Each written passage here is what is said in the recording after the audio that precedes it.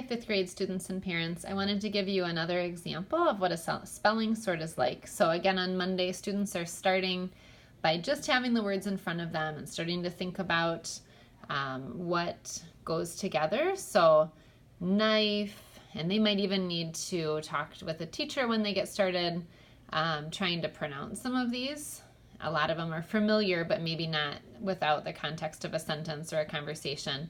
But as they start to get the idea of it, wreath and wrist and gnaw, the teacher and the students kind of start to talk about how do you pronounce those, and then start to sort them and think about, okay, wrap and wreath, those sound the same, and gnome and gnaw sound the same, and knife, so they might even sort all the sounds that sound the same, and wrap, well, that one.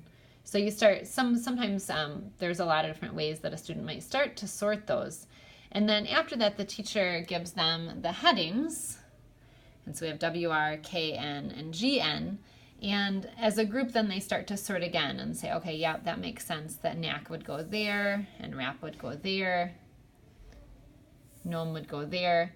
But then they might come across a word like wrap that doesn't fit any of those. And so sometimes we have the heading of an oddball, and sometimes we just know that words don't always fit in one of those groups, and those would be the oddball words. And really, RAP, that just basic R sound, is the way we would normally pronounce things. But for this spelling pattern, what we want students to see, and what the teacher will ask students in that first day, is what's the same about all of these, and what makes them different from wrap. And so the group might have a conversation about the silent letter, that there's a W in front of wrap, and a K in front of knack, and a G in front of gnome. And just recognizing that those words probably came from another language. They came out of maybe French or German or some other place where they used that combination of letters to make that sound, and then recognizing that there's a whole bunch of words in English that follow that pattern. And to recognize that pattern is to be able to spell a lot more words. So you can kind of see how all those fit. And we'd say, okay, again, ring is one that doesn't necessarily follow our silent pattern. And so it's going to go in the oddball with wrap and ring.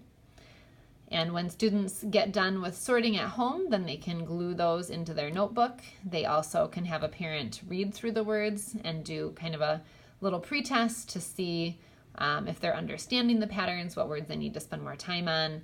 And we're suggesting doing things like writing the ones that they miss, doing an option of different activities like writing a story, or if they have homonyms, drawing a picture. Like these would be great ones. Ring and ring would be a great ones to draw a picture of and compare those. So to like wring the water out of a towel versus wearing a ring, there we go. Those would be good ones to kind of draw a comparison of things like that. So a lot of these, gnome, gnat, this would be a great list to do some drawing of those and kind of writing the word next to it to help remember, or even using the word knob with the KN to maybe make a knob around that. So just kind of some ways to remember those. The sorting is intended to be emphasizing the pattern that words follow. Thanks.